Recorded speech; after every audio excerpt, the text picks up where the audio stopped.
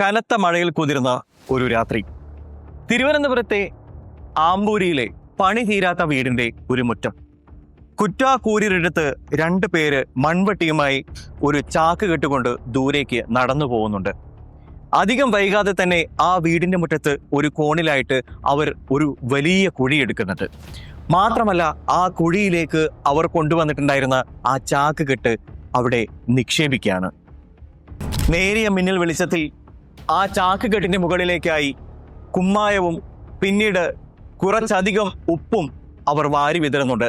പിന്നീട് അതിന് മുകളിലായിട്ട് ഒരു തെങ്ങിൻ തൈയും വെച്ച് പിടിപ്പിക്കുന്നു. പിന്നീട് അതിൻ്റെ മേലെ മണ്ണ് വാരിയിട്ട് ആ പ്രദേശത്ത് ഒന്നും തന്നെ സംഭവിച്ചിട്ടില്ല എന്നുള്ള മട്ടിൽ എല്ലാം പരിസരമെല്ലാം ക്ലിയർ ആക്കിക്കൊണ്ട് അവരവിടെ നിന്ന് നടന്നകലുകയാണ്. നമ്മൾ ചവിട്ടി നടക്കുന്ന മേൽമണ്ണ് ഒരു പക്ഷേ ഒരുപാട് രഹസ്യങ്ങൾ ഒളിപ്പിച്ചു വെച്ചിട്ടുള്ളതായിരിക്കാം. പക്ഷേ അത് എത്ര കാലത്തേക്കാണ്? അത് ഇന്നല്ലെങ്കിൽ നാളെ മറനീക്കി പുറത്തു വരില്ലേ? ആമ്പൂരിലെ ആ വിജനമായ രാത്രിയിൽ ഒരു പക്ഷേ ഒരു വിലപ്പെട്ട ജീവൻ നഷ്ടപ്പെട്ടതായിരിക്കാമോ? എന്നാൽ അവിടെ ഏതെങ്കിലും കുറ്റവാളികൾ ഒരു മനുഷ്യന്റെ ജീവൻ എടുത്തിട്ടാണ് ആ ചാക്കുകെട്ടിലൂടെ കുഴിയിലിട്ട് മൂടിയതെങ്കിൽ ആ കുറ്റവാളികൾ ഒരു പക്ഷെ കരുതിയിട്ടുണ്ടാവുക തങ്ങൾ ചെയ്തതാണ് ഈ ലോകത്തിലെ ഏറ്റവും പെർഫെക്റ്റ് ക്രൈം. അതായത് ഒരാളാലും ഒരു തെളിവിനാൽ പിടിക്കപ്പെടാത്ത ഒരു പെർഫെക്റ്റ് ക്രൈം. ഇരയെ കൊലപ്പെടുത്തി ആ ശരീരത്തിലേക്ക് കുമ്മായവും ഉപ്പും വിതറി പിന്നീട് അതിനു മുകളിൽ മണ്ണിട്ട് മൂടി അവിടെ ഒരു തെങ്ങിൻ തൈ വെച്ച് പിടിപ്പിച്ച് ഇന്ത്യൻ സൈന്യത്തിനടുത്തേക്ക് തിരികെ പോയി കഴിഞ്ഞാൽ ആ കൊലപാതകിയുടെ അടുത്തേക്ക് തിരികെ എത്തില്ല എന്നൊരു പക്ഷേ അയാൾ ചിന്തിച്ചിട്ടുണ്ടായേക്കാം. എന്നാൽ ആ കൊലപാതകിയുടെ ചിന്താവേഗതയേക്കാൾ പോലീസ് സഞ്ചരിച്ച വഴികൾ ഡിജിറ്റൽ ലോകത്തിൻ്റെതായിരുന്നു. വെറും ഒരു IMEI നമ്പർ കേന്ദ്രീകരിച്ച് മാത്രം നടത്തിയ അന്വേഷണത്തിലൂടെ രാജ്യം കണ്ടത് ലോകത്തെ നടുക്കിയ, ഇന്ത്യയെ നടുക്കിയ, നമ്മുടെ സംസ്ഥാനത്തെ നടുക്കിയ ക്രൂരകൃത്യത്തിന്റെ തുടർക്കഥയായിരുന്നു. ആ ക്രൂരകൃത്യത്തിന്റെ നേർരേഖകളിലേക്ക് നമുക്കൊരു യാത്ര ചെയ്യാം. Welcome to crime story Malayalam.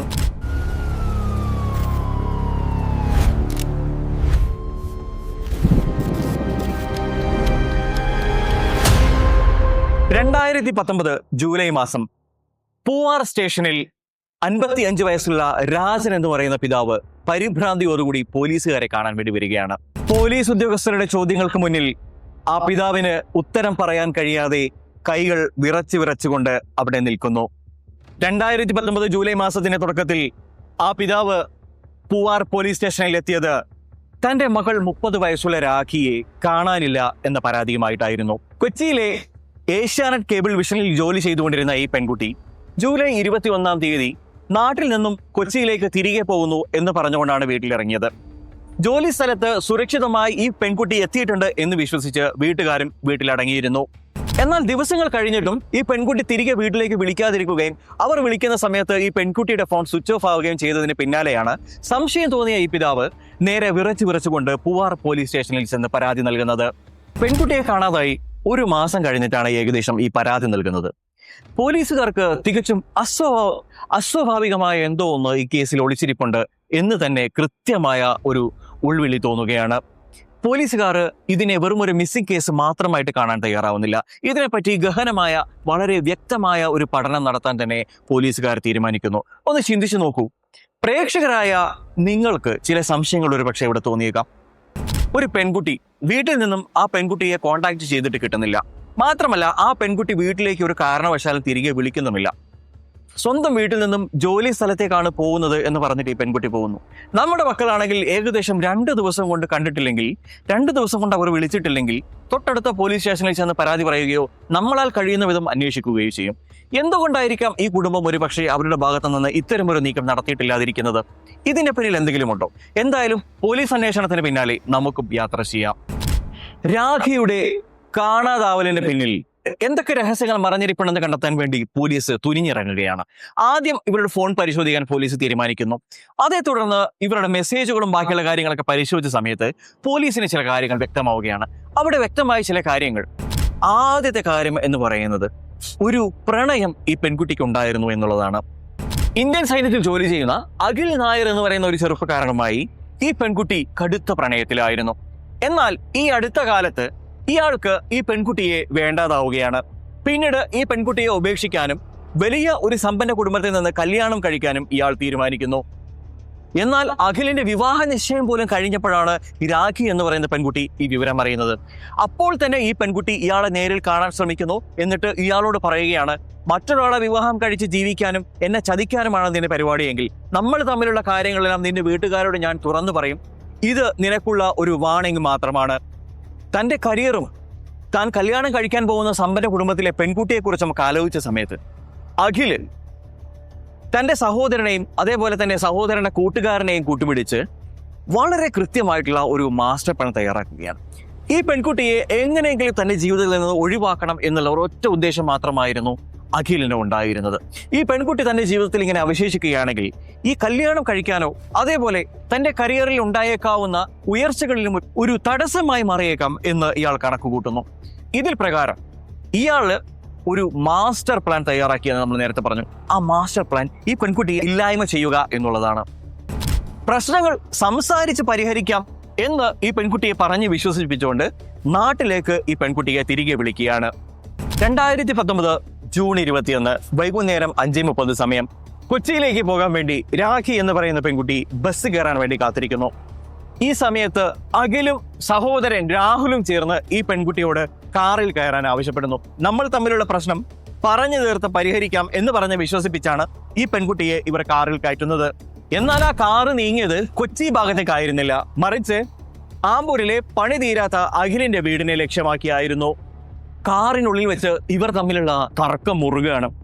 പെട്ടെന്നാണ് അഖില് രാഖിയുടെ കൈകൾ സീറ്റിന്റെ പുറകിലേക്ക് ഇങ്ങനെ വരിഞ്ഞു പിടിക്കുന്നത്.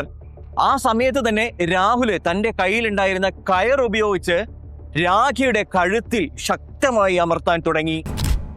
നിമിഷങ്ങൾക്കുള്ളിൽ കാറിൽ വെച്ച് ആ ജീവൻ പിടഞ്ഞു തീർന്നു. പിന്നീട് ഈ കൊലപാതകം ഒളിപ്പിക്കാനുള്ള ശ്രമങ്ങളാണ് ഈ പ്രതികൾ നടത്തിയത്.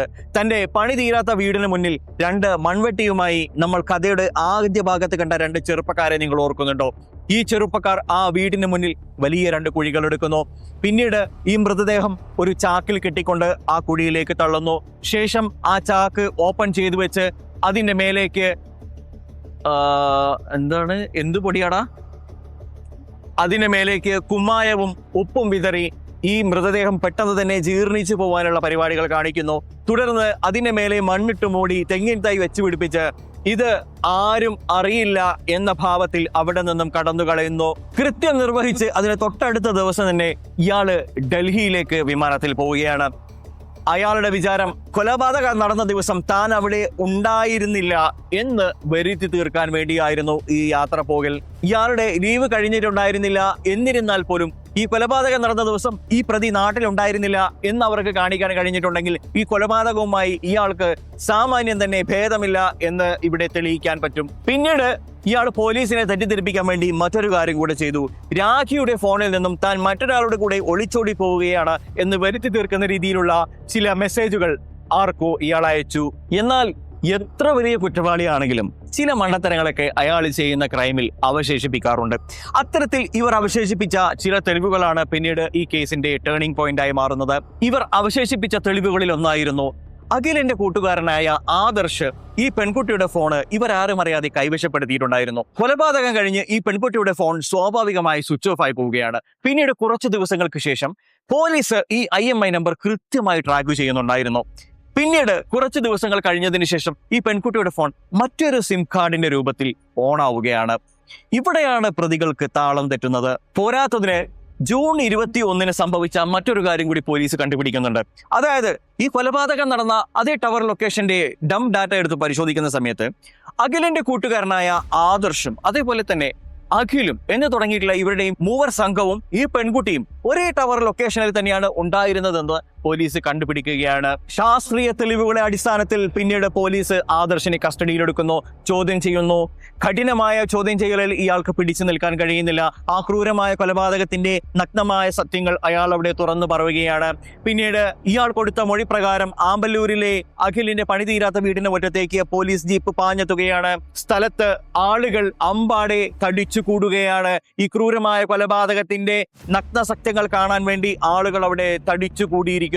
ജനങ്ങൾ ശ്വാസം അടക്കി പിടിച്ചു നോക്കി നിൽക്കെ ആ തെങ്ങിൻ തൈന്റെ ചുവട്ടിൽ നിന്നും രാഖിയുടെ മൃതദേഹം പോലീസ് കണ്ടെത്തുകയാണ്. താൻ ആർമി ക്യാമ്പിൽ സുരക്ഷിതനാണ് എന്ന് കരുതിയ അഖിലിനെ പോലീസ് വളരെ കൃത്യമായ പ്ലാനിങ്ങോടുകൂടി അവിടെ വെച്ച് കൈവേലം കണിയിക്കുകയാണ്. പിന്നീട് സഹോദരൻ രാഹുലിനെയും പോലീസ് കസ്റ്റഡിയിലെടുത്തു. ഒരു പെർഫെക്റ്റ് മർഡർ ആണ് എന്ന് കരുതി ഈ കൊലപാതകികൾ ചെയ്ത കുറ്റകൃത്യം ഒരു EMI നമ്പറിലൂടെ മാത്രം പോലീസിന് കണ്ടെത്താൻ കഴിഞ്ഞിട്ടുണ്ടെങ്കിൽ അത് കേരള പോലീസിന്റെ മികവ് തന്നെയാണ്.